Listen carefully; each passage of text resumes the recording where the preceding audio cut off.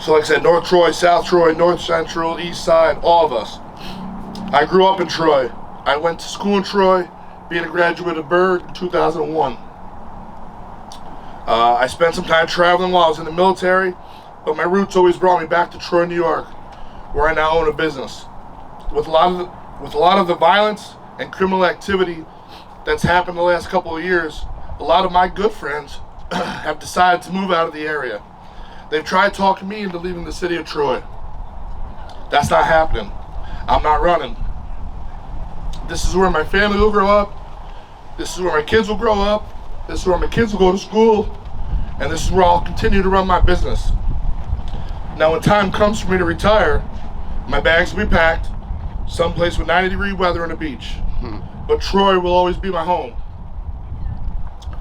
When I first became the owner of Jimmy's in July of 2018, I wanted to be known as the business that was always there for its community. That I would do everything within my power to make sure my neighborhood would be safe for my kids, my family, my business, my customers, and my neighbors. I've learned, as I'm sure many of you here today have learned, that everything is not in our control. A lot of things happen in our daily lives that we see or hear and say to ourselves, why did that person do that? Why did that person say that?